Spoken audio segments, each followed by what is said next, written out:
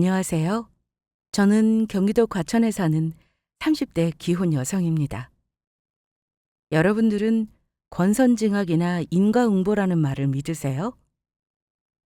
사람들은 흔히들 뿌린 대로 거둔다는 말을 합니다. 악하게 살면 나쁜 업보를 받기 마련이니 인간이라면 응당 착하게 살아야 한다고요. 하지만 요즘 뉴스를 보면 그 인과응보라는 말이 다 맞는 것 같지는 않습니다. 죽어야 할 인간들은 안 죽고 착한 사람들만 하늘이 일찍 데려간다고들 하잖아요. 선하게 사는 사람들은 오히려 위험을 무릅쓰고 남을 돕다가 젊은 나이에 세상을 떠나고는 합니다. 반면에 악한 사람들은 아무 죄도 없는 사람에게 감당이 안 될 정도의 피해를 끼치고도 벌을 받지 않거나 오히려 예전보다 더 잘 사는 경우도 많고요. 그런 일을 겪을 때면 우리가 할 수 있는 일이라고는 그저 하늘도 무심하다며 신을 원망하는 길밖에 없더라고요.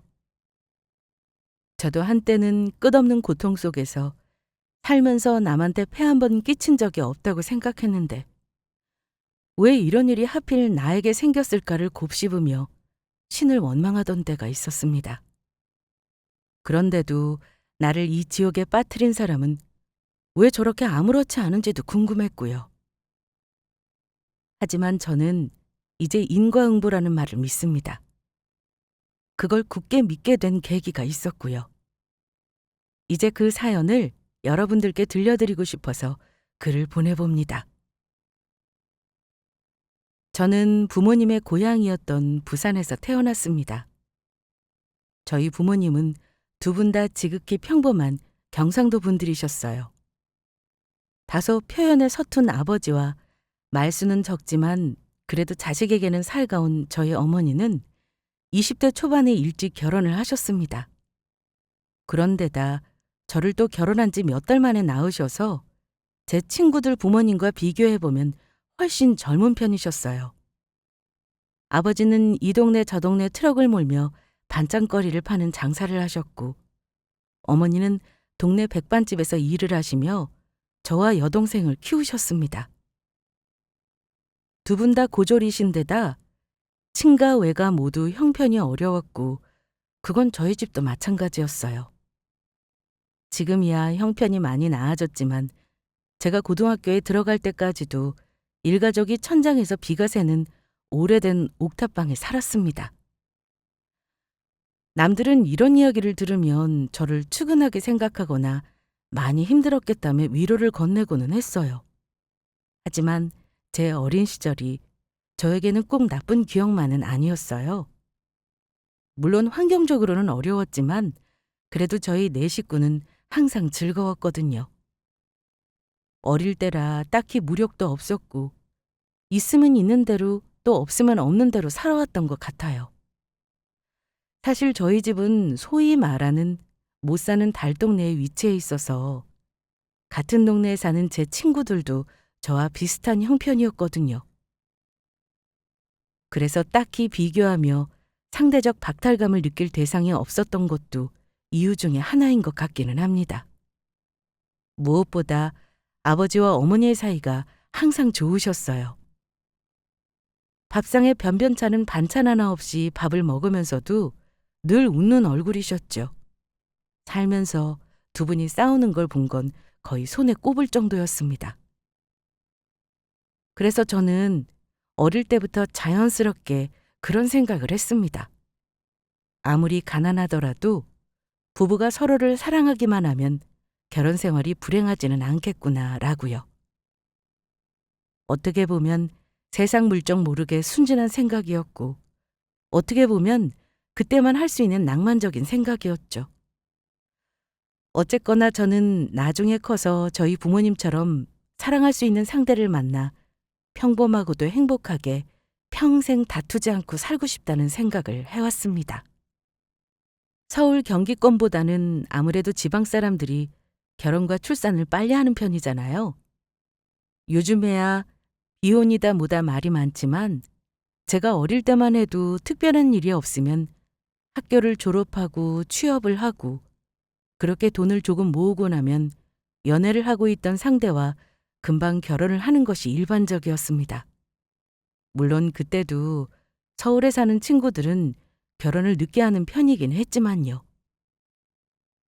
그래서 저는 대학을 다닐 때 사귀기 시작했던 남자친구와 취업을 한 지 채 2년도 지나지 않아 결혼을 했습니다. 그때 제 나이가 27살이었어요.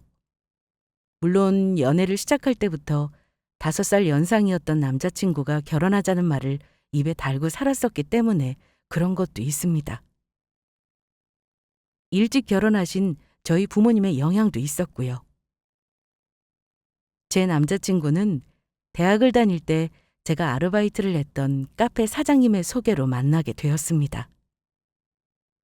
사장님의 친한 동생인데 일전에 카페에 놀러 왔다가 일하는 저를 보고 먼저 소개해달라고 졸랐다고요. 당시에 저는 딱히 남자친구를 사귀고 싶은 마음도 그럴 여유도 없었지만 일터 사장님의 간곡한 부탁을 거절하기가 어려워 그 자리에 나가게 되었습니다. 안녕하세요. 윤정호라고 합니다. 제가 민기 형한테 제발 하나씩 좀 소개해달라고 엄청 졸랐었어요. 형이 저 같은 놈한테 소개해주기 아깝다고 어찌나 욕을 하던지. 별 생각 없이 나갔던 자리에서 만난 그 사람은 처음부터 제게 적극적이었어요. 다소 조용하고 집순이인 저와는 달리 성격도 활발한 편인데다 친구도 많고 여러모로 외향적인 사람이었죠. 솔직히 말해서 저와는 너무 다른 점이 많아 보여서 가볍게 사귈 수는 있어도 진지한 사이로 발전되기는 어렵겠다는 생각을 했었습니다. 성격은 둘째치고 저희는 취미도 좋아하는 운동도 집안 환경도 가치관도 너무 달랐거든요.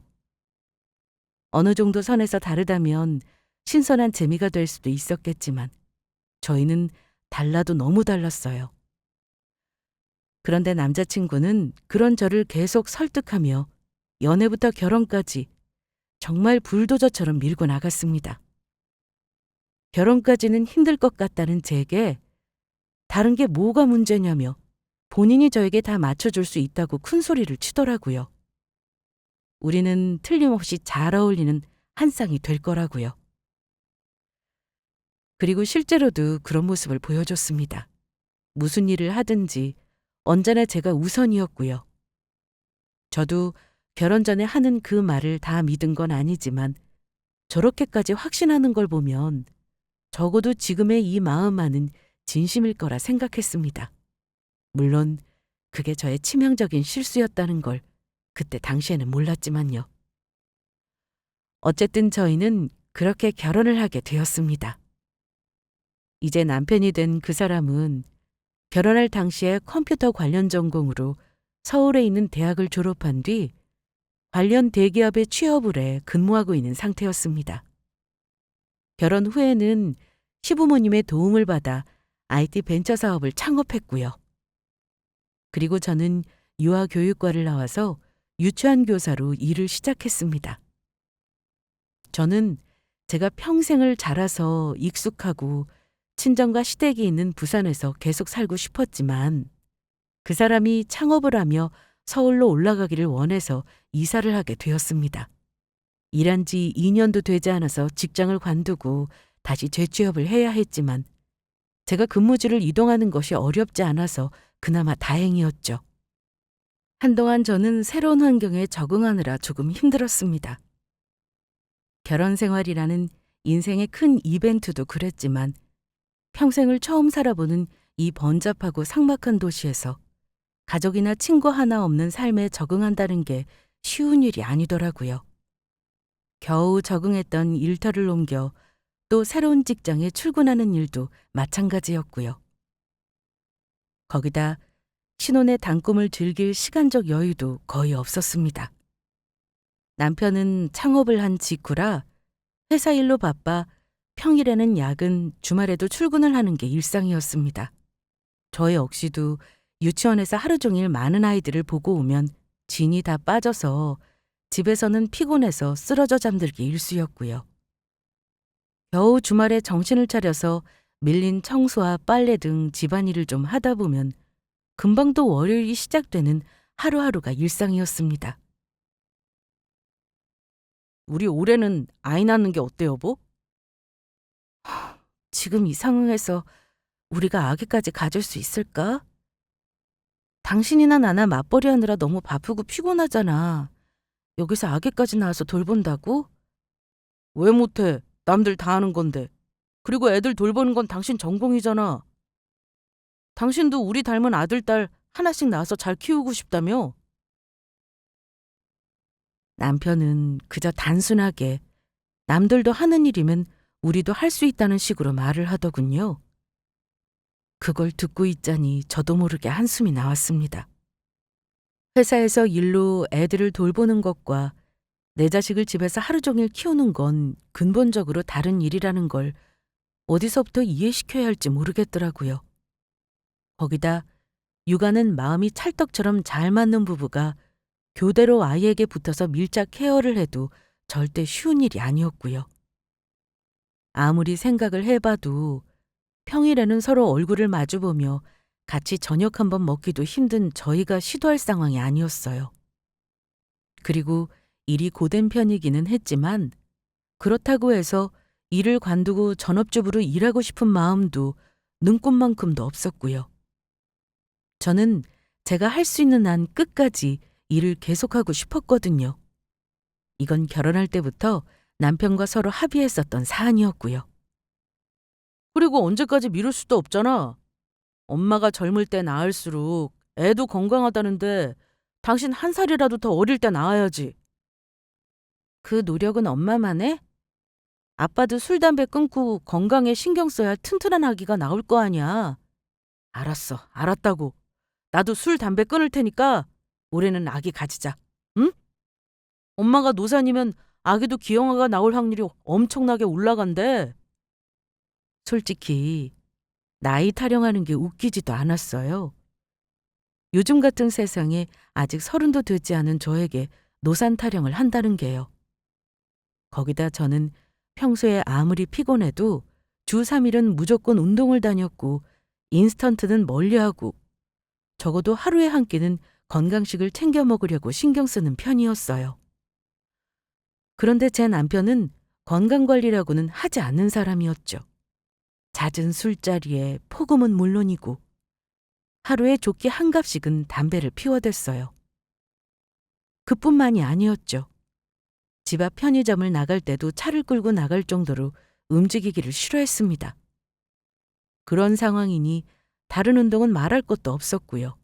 거기다 얼마 전 건강검진에서는 그 나이에 벌써 고혈압, 고지혈증, 비만, 심혈관 질환 등이 복합적으로 나타난다는 대사증후군 진단을 받고서도 달라지는 건 없더라고요.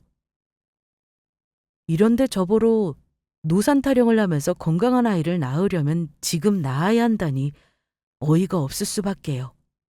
하지만 결국 저희 부부는 올해 안에 임신 시도를 해보기로 결정했습니다. 남편도 저렇게 아이를 원하고 저도 아이를 원하지 않은 건 아니었으니까요. 기왕이면 말 나왔다 싶을 때 가지는 것도 나쁘지 않겠다 싶었어요. 대신 건강관리를 철저히 하겠다고 철석 같은 약속을 받아냈죠.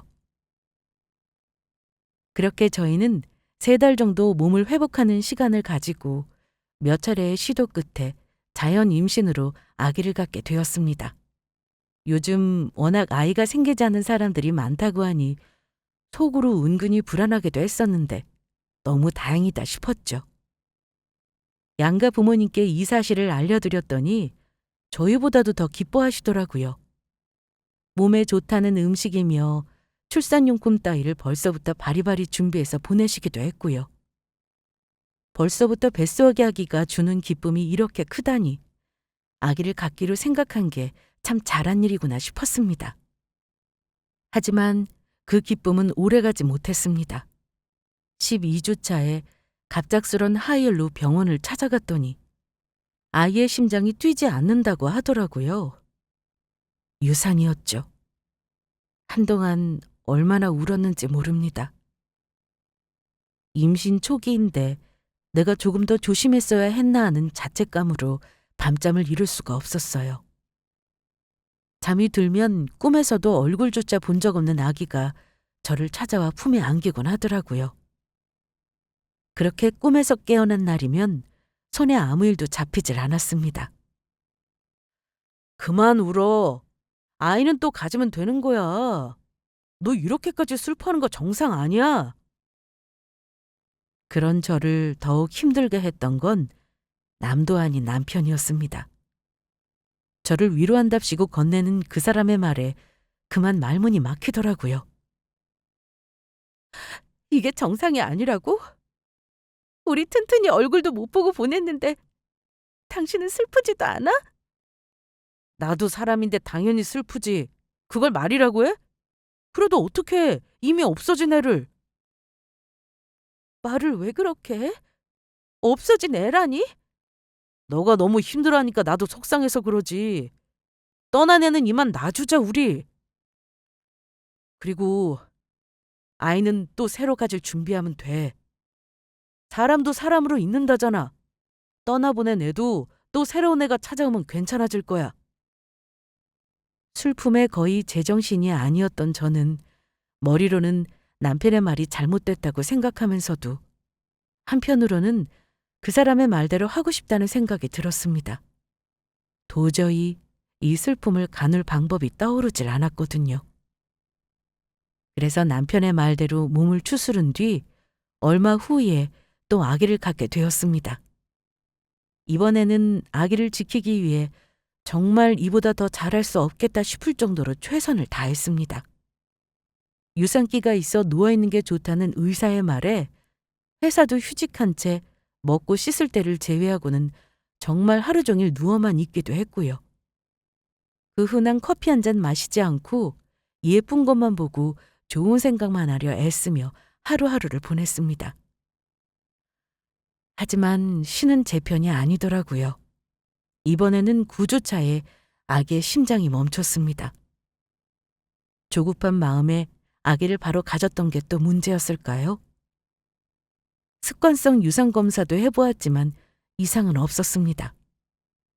난소나 자궁 모두 튼튼하다고 했고요. 다만 잇따른 유산으로 인해 스트레스 수치가 너무 높은 상태라고 하더라고요. 아무런 이상이 없는데도 연달아 아이를 잃고 나니 저는 다시 아이를 가질 시도를 하기가 너무 두려웠습니다. 그런데도 남편은 또 시도하면 된다며 자꾸 하다 보면 언젠가는 나올 수 있지 않겠냐는 태평한 소리나 하더라고요. 그걸 위로라고 하는데 차라리 아무 말도 하지 않는 게 낫겠다 싶었습니다. 그 뒤로 저는 일단 다시 복직을 해서 일을 하며 최대한 아기 생각을 잊고 지내려고 노력했습니다. 밖에 나와서 제가 좋아하는 일을 바쁘게 하다 보니 하루하루 시간도 잘 흘러가더라고요. 마음도 어느 정도 안정이 됐죠. 하지만 뜻 모를 저의 두려움을 아기가 눈치라도 챈 건지 이제는 임신조차 쉽게 되질 않더라고요. 이전에 2번의 경험에서는 임신 자체는 어렵지 않았었기 때문에 이런 걱정을 하게 되리라고는 생각조차 못했었거든요. 남편은 힘들지 않은 척을 하는 건지 힘들지 않은 건지 전혀 아무렇지 않아 보였습니다. 다시 아기를 갖자고 하면서도 오히려 끊었던 담배도 다시 시작하고 친구들 만나서 밤새도록 노느라 집에 들어오지 않는 건 다반사였어요. 물론 뱃속에 직접 아이를 넣고 다닌 엄마만큼의 상실감을 아빠가 느끼기는 어렵다는 걸 알고 있습니다. 하지만 절제하지 못하고 다시 예전으로 돌아간 모습을 보니 실망스럽게 짝이 없었습니다. 여보, 담배는 그렇다 치고 제발 술이라도 좀 줄이면 안 돼? 남자가 사회생활 하다 보면 어쩔 수 없는 거야.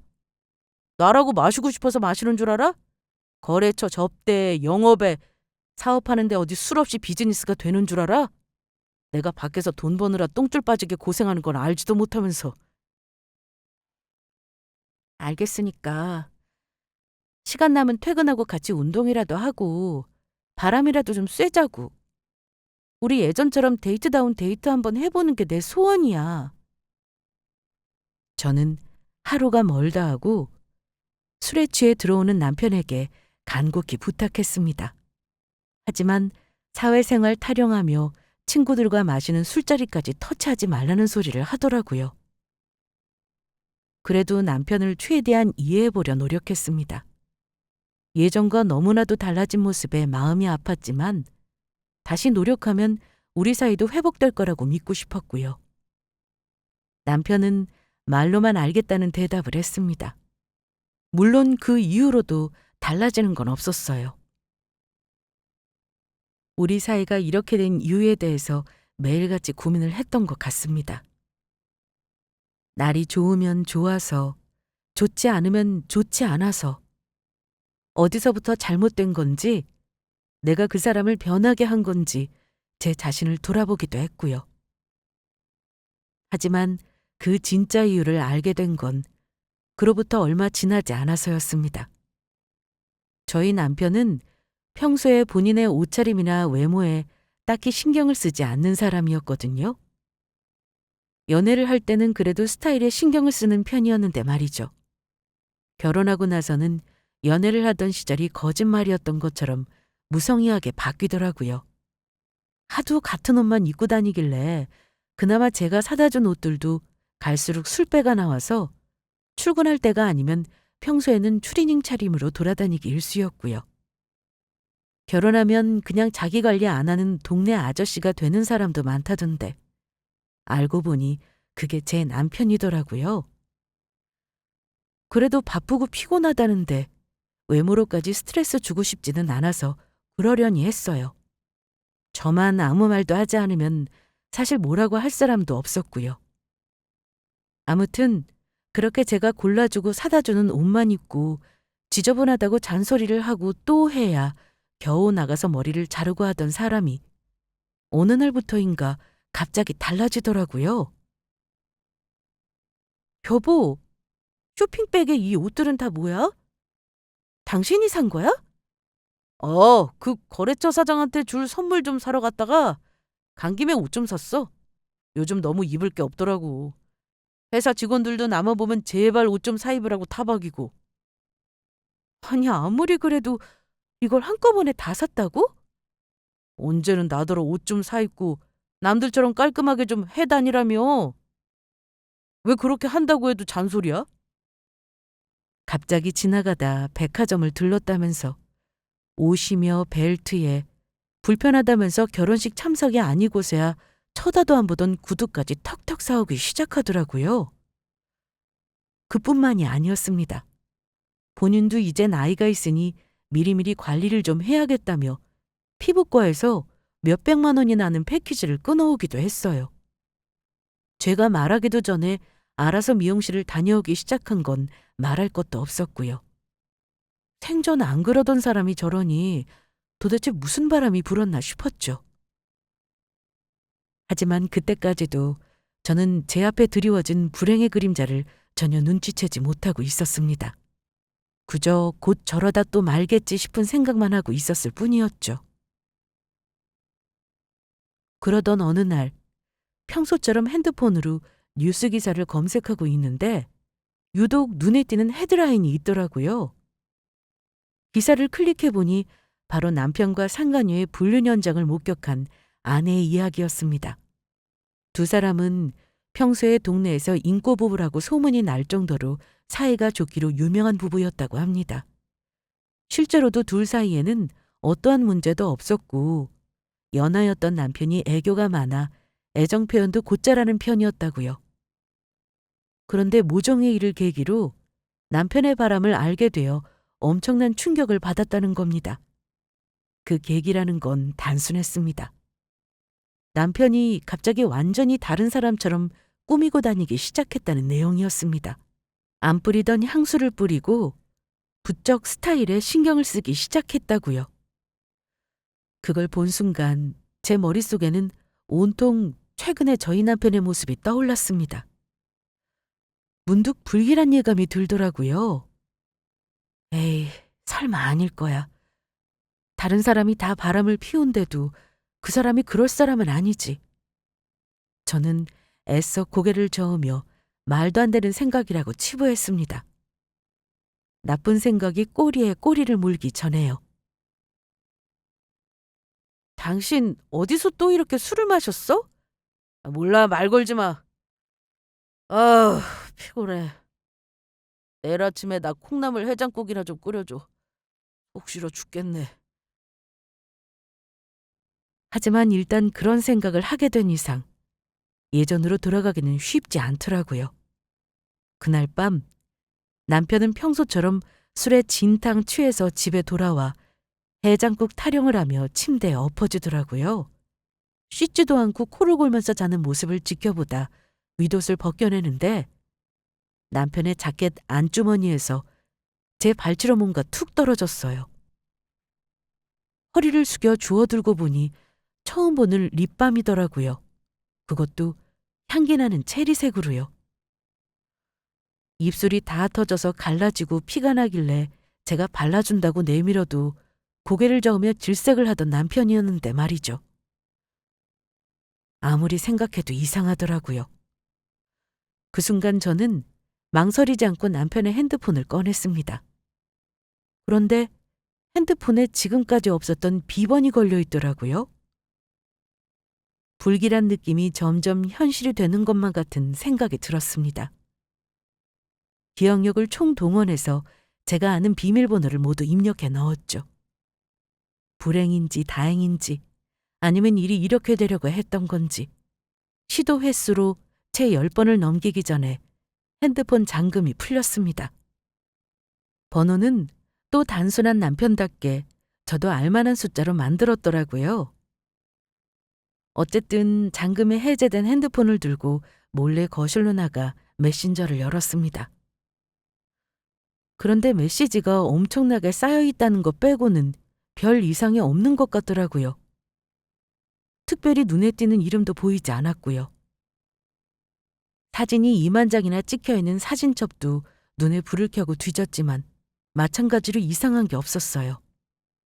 이쯤 되자 제 의심이 너무 지나쳤었나 하는 생각이 들었죠. 그럼 그렇지. 저 사람이 무슨 바람이야 싶기도 했고요. 그렇게 핸드폰을 다시 남편의 머리맡에 가져다 두려고 했던 순간이었습니다. 갑자기 어디선가 들었던 이야기가 떠올라 핸드폰 설정으로 들어가 보안 폴더 내역을 확인했습니다. 역시나 있더라고요. 보안 폴더 안에 잘도 숨겨놓은 사진첩과 또 다른 메신저가요. 사진첩에는 온갖 여자들의 단독 사진 혹은 남편과 같이 찍은 투샷 사진들이 모여 있었습니다. 간간히 그 여자들과의 메신저 대화를 캡처해 둔 것도 있었어요. 제 추측으로는 하도 많은 여자들과 대화를 나눈 터라 그중에 기억을 해야 할 만한 내용이 대화에 나오면 그 부분을 캡처해 둔 모양이었습니다. 진짜 기도 안 차더라고요. 메신저를 열었더니 제 예상 그대로였습니다. 아까 사진첩에서 봤던 여자들과의 대화방이 수년 전부터 빼곡하게 있었습니다. 내용을 보니 업소 아가씨로 짐작되는 사람도 있었고 일반인인데 이 인간이 유부남인 줄 전혀 모르고 만난 사람들도 있었고요. 심지어 상대가 유부녀인 경우도 있었습니다. 서로 유부녀, 유부남이란 사실을 알고 만난 겁니다. 더 징그러운 부분이 뭔지 알려드릴까요? 그 많은 여자들의 이름이 전부 나이와 실명, 사는 동네 특징 순으로 적혀 있더라고요. 예를 들면 30살 이하나, 청담동 유부녀, 예쁨 이런 식으로 말입니다. 그걸 보는데 순간 눈앞이 흐려지더라고요. 그 자리에서 구역질이 치밀어 올라와 화장실로 달려갔습니다. 결국 그날 저녁에 먹은 것들을 꾀꾀거리며 모두 개원한 후 저는 화장실 변기 앞에 주저앉았습니다. 그리고 그제서야 지금 제게 닥친 이 일이 비로소 현실처럼 느껴지기 시작했죠. 다음 날 해가 중천이 되어서야 일어난 남편이 해장국 타령을 하면서 거실로 나오더라고요. 그 새벽 내내 꼬박 밤을 새운 저는 사실 이미 마음의 준비를 끝낸 상태였습니다. 뭐 이혼? 야, 이혼 소리가 그렇게 쉽게 나와? 네가 뭘 잘했다고 이혼을 하니 많이 난리야? 이혼 얘기를 꺼낸 순간 이런 반응조차 예상하고 있었고요. 저는 그 인간의 눈앞에 제 폰으로 찍어둔 불륜의 증거들을 내밀었습니다. 처음에는 놀란 눈으로 그 사진들을 보더니 얼마 지나지 않아 곧 코웃음을 치더라고요.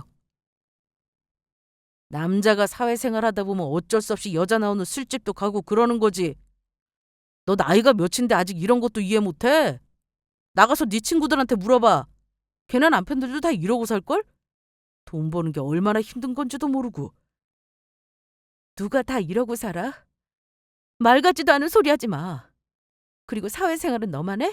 나도 나가서 돈 벌고 있어. 그러니까 서로서로 이해 좀 해줘야 할 거 아니야. 집에서 마누라가 이러면 더 질리는 거 몰라? 이 순간마저도 반성의 기미도 없이 내뱉는 그놈의 사회생활 타령에 아주 진절머리가 나더라고요. 애초에 저 인간에게 자기 반성 따위를 기대한 게 저의 잘못이었죠. 그럴 인간이었다면 이런 일을 만들지조차 않았을 테니까요. 바람 피운 걸 들켜놓고도 미안하다는 소리 한 번을 안 하는구나. 네가 이렇게 나올 거라고 짐작하긴 했었어. 됐으니까 소송으로 가자. 넌 협의할 생각 없는 것 같으니까. 뭐? 당신 진짜 이럴 거야? 별것도 아닌 걸로 왜 이렇게 예민하게 굴어? 술집 여자랑 술 좀 마신 게 무슨 바람이야. 내가 진짜 딴 년이라도 만난 거면 억울하질 않지. 헛소리 더 들어줄 여력도 없으니까 나중에 내 변호사하고 얘기해. 그 길로 전 집을 나와 제일 친한 친구 집에서 당분간 머물면서 이혼 소송을 시작했습니다. 친구도 처음에는 깜짝 놀라더니 제 사정을 듣고는 남는 방에 쭉 같이 살아도 된다며 걱정하지 말라고 위로해 주더라고요. 남편 놈은 이혼하겠다는 제 말에도 저러다 말겠지. 쟤까짓게 설마 진짜 이혼까지 가겠어라고 생각한 모양이었습니다.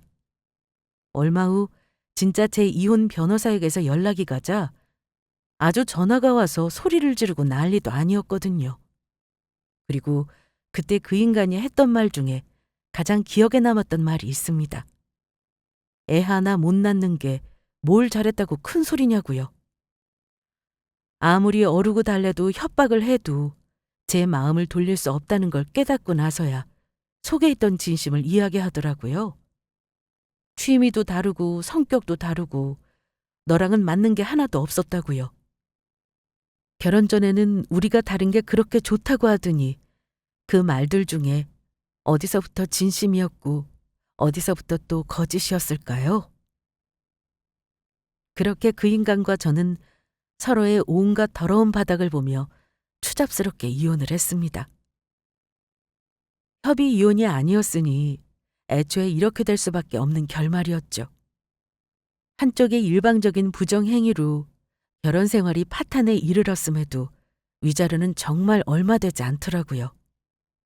기껏해야 3천만 원의 위자료와 약간의 재산 분할로 이 실패한 결혼은 정리되었습니다. 그 인간은 그 돈조차 제게 넘기는 게 아까워 치를 떨더라고요. 법정에서 나오면서도 제게 온갖 저주를 퍼부으며 악다구니를 질러댔습니다. 그 모습을 보며 저는 한때나마 제가 사랑했었던 인간의 바닥을 바라보는 슬픔을 겪었죠. 저 인간에 대한 슬픔이 아니라 저런 인간과 평생이라는 걸 꿈꿨던 저에 대한 연민으로요.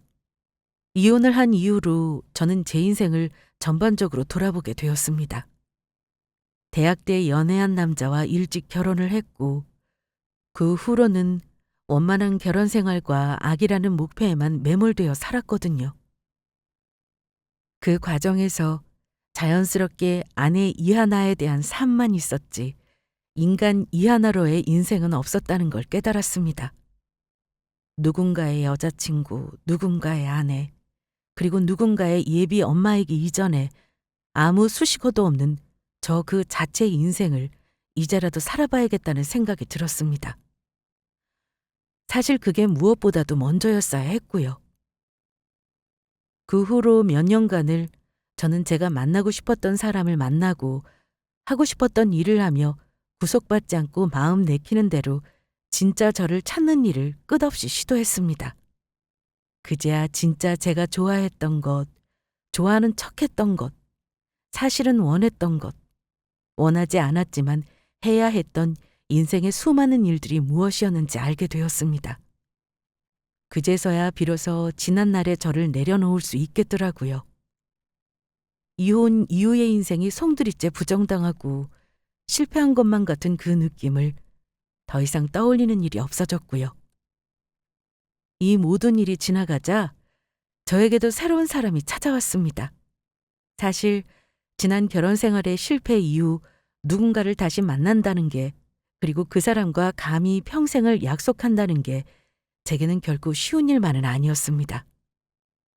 아직 저의 내면 깊은 곳에서는 인간에 대한 불신과 미래에 대한 불안감이 남아 있었고요. 그런 저의 막연한 두려움과 아픔까지도 모두 이해한다며 천천히 다가와준 그 사람이 저의 남자친구였습니다. 하나 씨, 나는 급할 게 하나도 없어요. 하나 씨 옆에서 평생이라도 기다릴 수 있으니까 천천히 준비가 됐다 싶을 때 제게도 마음을 열어주기만 하면 돼요. 그 사람은 제게 사랑을 강요하지도 재촉하지도 무언가를 바라지도 않았습니다. 그저 묵묵히 한결같은 모습으로 제 뒤를 지키고 있다가 제가 뒤를 돌아봤을 때 그 자리에서 제 손을 잡아주기만 할 뿐이었어요. 이 사람이라면 한 번 더 믿어봐도 되지 않을까. 그게 제 발등을 찍게 될 또 한 번의 실수라고 해도 일단은 기꺼이 그 길을 걷고 싶은 마음이 들었습니다. 2년을 연애하고 그러고도 1년쯤을 더 망설인 끝에야 비로소 이 사람과 인생을 걸고 평생이라는 모험을 해볼 확신을 가지게 된 저는 프로포즈를 받아들이고 재혼을 결심했습니다. 그리고 그 결정에는 다른 중요한 이유도 있었습니다. 하나야, 고맙다. 네가 우리 집안에 와줘서 내가 얼마나 기쁜지 모를 게다. 지훈이 너 평생 하나 눈에서 눈물 나게 하면 안 된다. 봐, 우리 아버지는 나보다 당신을 더 좋아한다니까. 바로 저를 친딸보다도 더 아껴주시는 예비 시아버지 때문이었습니다. 모자란 막내 아들 놈에게 비해 너무나도 사랑스런 막내 며느리가 들어왔다며 어찌나 기뻐하시던지 듣는 제 얼굴이 다 화끈거릴 정도였어요. 당신 아들은 초혼인데 저는 재혼이니 싫다며 반대하실 법도 한데 그런 내색 한 번 없으셨어요.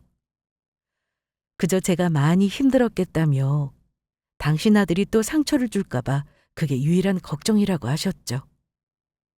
예비 시아버지를 뵙고 나서야 저는 남자친구의 선하고 너그러운 성격이 어디서 왔는지 알 것 같았습니다. 재혼식은 친한 친구 몇 명만 부르고 양가 부모님과 가까운 친지들만 초대한 채 진행하기로 했습니다. 남자친구에게 자기는 아무래도 상관없다며 제가 편한 대로 하라고 배려해 주었죠. 결혼식 날은 제 생각보다 훨씬 빨리 다가왔습니다. 그래도 한번 겪어봤으니 수월할 거라고 생각했는데 두 번째 결혼도 떨리고 긴장되는 건 마찬가지더라고요. 그렇게 저를 축하해 주러 온 친구들과 사진을 찍고 있는데 갑자기 밖이 조금 소란스럽더라고요. 잠시 후 안쪽으로 뛰어들어온 사람을 보고 저는 눈을 의심할 수밖에 없었습니다. 야, 이하나! 고래고래 신부 대기실에 떠나가라 제 이름을 외치며 들어온 그놈은 바로 저의 전남편이었거든요. 그냥 기가 막히더라고요. 이 세상 사람들이 다 제 재혼식에 참석해도 지금 이 순간 이 자리에 절대 보여서는 안 되는 얼굴이 있다면 바로 저 얼굴 아니겠어요? 전남편 놈의 얼굴을 아는 제 친구들도 어이가 없는지 자리에서 벌떡 일어났습니다. 어머, 미친 거 아니야? 여기가 어디라고 왔어? 경찰 부르기 전에 당장 나가요! 이거 안 나? 아니야. 저 인간 그냥 내버려둬. 뭐라고 하는지 드러나 보자. 친구들이 제게 다가오는 그 인간을 막아서며 끌어내려고 붙잡느라 실랑이가 벌어졌습니다. 그러다가 아주 바깥에 있는 사람들을 다 불러 모을 기세더라고요. 제 말을 들은 친구들이 머뭇거리는 사이 그 인간은 붙들린 손을 뿌리치며 어깨를 한번 털더니 그러더라고요. 네가 어떻게 나한테 이럴 수가 있어? 나하고 헤어진 지 얼마나 지났다고 뭐 재혼을 해? 저는 친구들에게 잠시 자리를 비켜달라고 말했고 친구들은 걱정 어린 눈빛으로 몇 번이나 뒤를 돌아보며 신부 대기실 밖으로 나섰습니다. 무슨 일이 있으면 바로 소리를 지르라는 말과 함께요. 친구들이 모두 나가자마자 저는 그 인간을 향해 말했습니다. 뭐라는 거야 진짜. 내가 재혼을 하든 말든 너랑 무슨 상관인데. 우리 이혼한 거 기억 안 나? 그렇게 마셔대더니 알코올성 치매라도 걸렸니? 너, 너, 너 사실대로 말해봐. 나랑 살 때도 밖에 있는 저 새끼랑 붙어 먹었지? 그때부터 작정하고 나 엿먹인 거 아니냐고! 그 말을 듣는데 진짜 어이가 없었습니다. 혼인 생활 내내 바람을 피운 게 누군데. 그것도 한 명도 아니고 이름도 다 기억나지 않을 수십 수백 명의 여자를 만나놓고서는 그걸 저한테 뒤집어 씌우더라고요. 적반하장이라는 게 정말 이럴 때 쓰는 말인가 싶었습니다. 이거 완전 미친놈 아니야? 모 눈에는 뭐만 보인다더니 세상 사람들이 다 결혼해서도 너같이 더러운 걸레처럼 사는 줄 알아? 이게 뭘 잘했다고 큰 소리야! 내 인생 망쳐놓고 너 혼자 잘 사는 꼴 내가 두고 볼 줄 알아? 꿈도 꾸지 마. 넌 이 결혼 할 자격도 없고 잘 살 자격도 없어, 이 끔찍한 여자야! 야, 말은 똑바로 해야지. 누가 누구 인생을 망쳤는데 멀쩡하게 잘 살고 있는 여자 꼬셔서 결혼해놓고는 뒤로는 온갖 더러운 짓 다 하고 다니면서 살았던 건 너 아니야? 너 그 입 안 닥쳐? 그때 닫혀있던 신부 대기실 문이 열렸습니다. 아가, 이게 다 무슨 소란이냐? 아버님. 밖에서 제 친구들이 안절부절하며 서 있는 모습을 보고 이상하게 여기신 예비 시아버지가 문을 열고 들어오신 거였습니다.